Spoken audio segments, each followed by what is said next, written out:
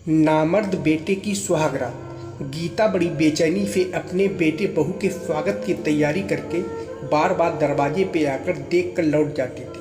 कुछ महिलाएं मुस्कुरा रही थी कि गीता अपनी बहू के आने के लिए उतावली हो रही है। गीता भी आखिर उतावली क्यों ना होती। बरसों के बाद उसके जीवन में खुशियों ने दस्तक दी थी। अपनी होने वाली बहू को लेकर उसने बहुत सारे सपने सजाकर रखे थे कि कैसे वो अपनी बहू के साथ बहुत प्यार से रहेगी। वैसे भी अकेले घर में रहते रहते उसे अच्छा नहीं लगता था। थोड़ी देर के बाद बाहर बैंड बाजे की आवाज़ आने लगी तो गीता का मन हर्षोल्लास से भर उठा। वो तो कब से आरती की थाली सजाकर खड़ी थी। जब बेटा बहू कार से उतरकर घर के दरवाजे पर आकर खड़े हुए तो गीता ने आरती उतारकर बेटे बहू का स्वागत किया। तरुण अपनी नई नवेली पत्नी माधुरी का हाथ थामकर घर के भीतर आया। सबसे पहले वह अपने स्वर्गवासी पिता की तस्वीर के सामने जाकर खड़ा हो गया और हाथ जोड़ते हुए बोला, माधुरी, पिताजी को प्रणाम करो। माधुरी ने भी हाथ जोड़ लिए, लेकिन पीछे खड़ी गीता का मन करवाहट से भर उठा और वह आरती की थाली टेबल पर रखकर वहां से हट गई। कुछ काम का बहाना बनाकर गीता अपने कमरे में आई और उसकी आंखों में आंसू आने लगे। वैसे तो वो बेटे की शादी करवाकर बहुत खुश थी, लेकिन पति की तस्वीर देखते ही उसके पुराने जख्म फिर से हरे होने लगे थे। अभी वो अपने अतीत की यादों में डूबती, तभी बाहर से कुछ औरतें उसे बुलाने के लिए चली आईं और वो रस्में पूरी करवाने में जुट गई। गीता के पति का स्वर्गवास हो गया था तो उसने खुद ही अपने बेटे की परवरिश की थी। ससुराल में और कोई था नहीं, तो अब गीता ने सोचा था कि बेटे की शादी के बाद से घर हमेशा चहकता हुआ रहेगा। लेकिन वो कहते हैं ना कि इंसान जो सोचता है वैसा होता नहीं है। वैसे तो दिन भर माधुरी का व्यवहार अपनी सास के साथ सामान्य ही रहता था, लेकिन वह ज़्यादा कुछ बोलती नहीं थी। हाँ, लेकिन शादी की पहली रात ही बहू के चीखने चिल्लाने की आवाज़ें कमरे से आने लगी थी तो गीता को लगा था कि बहू बहुत बेशर्म है। फिर एक रात वो चीख रही थी तो गीता यह देखकर सन्न रह गई कि उसका बेटा तो कमरे के बाहर बेचैनी से चहलकदमी कर रहा था।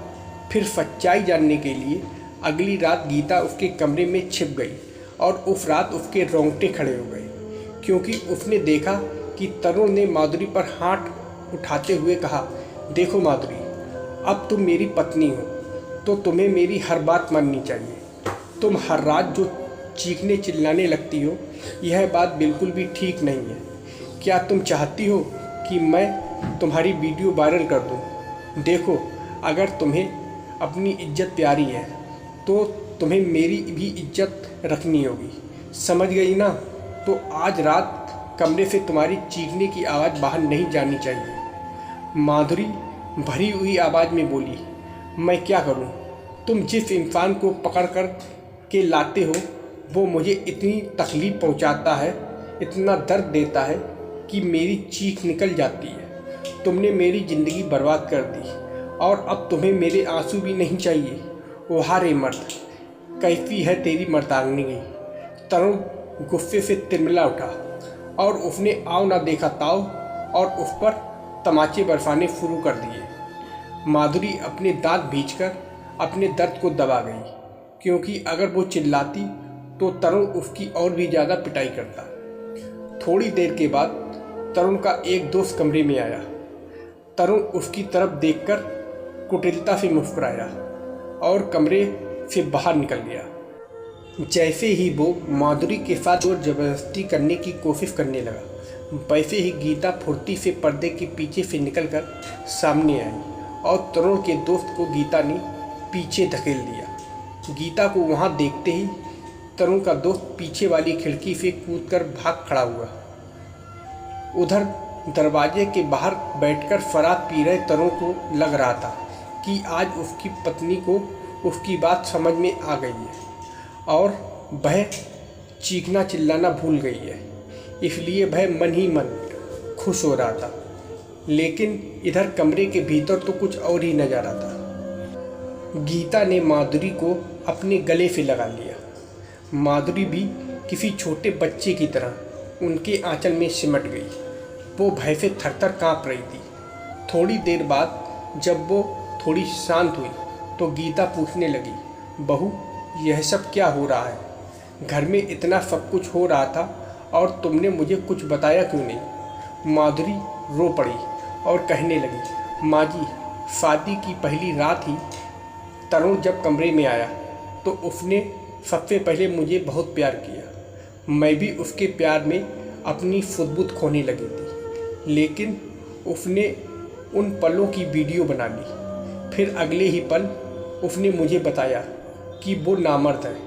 अपनी कमी को छिपाने के लिए वो अपने दोस्त का सहारा लेना चाहता था ताकि मैं एक बच्चे को जन्म दे सकूं और सबको लगे कि हम अपने वैवाहिक जीवन से संतुष्ट हैं। जब मैंने इनकार किया तो उसने मुझे धमकी दी कि वो मेरी वीडियो वायरल कर देगा तो मैं कहीं मुंह दिखाने लायक नहीं रह जाऊंगी। मुझे समझ में नहीं आ रहा था कि मैं इस परिस्थिति से बाहर कैसे निकलूं। आपको तो पता ही है कि मेरी सौतेली माँ ने मेरी शादी के बाद से मुझसे मुंह मोड़ लिया है, तो मायके में भी कोई भी मेरा साथ देने वाला नहीं था और यहाँ पर भी मुझे नहीं पता था कि आप मेरी बात पर यकीन करेंगी या नहीं। अपनी इज्जत बचाने के लिए मुझे सचमुच अपनी इज्जत लुटानी पड़ी। इतना कहकर वह फपक पड़ी। गीता को ऐसा लगा जैसे वह आसमान से ज़मीन पर आ गिरी है। वह सोचने लगी कि आखिर मर्दों की इज्जत रखने के लिए कब तक औरतें अपनी आप को मारती रहेंगी। गीता की आंखों में आंसू आने लगे। उन्हें रोता हुआ देखकर माधुरी आश्चर्यचकित थी। गीता ने अपने आंसू पोंछते हुए कहा, तुम्हारे साथ इस घर में बहुत बड़ा अन्याय हुआ है और हमें उसके खिलाफ आवाज़ उठानी होगी। वो मेरा बेटा है तो क्या हुआ, लेकिन उसने बहुत बड़ी गलती की है। अगर उसमें कमी थी तो उसे शादी नहीं करनी चाहिए थी। उसे यह बात मुझे बतानी चाहिए थी। एक लड़की की ज़िंदगी बर्बाद करते हुए उसका अंतर्मन क्यों नहीं कांपा।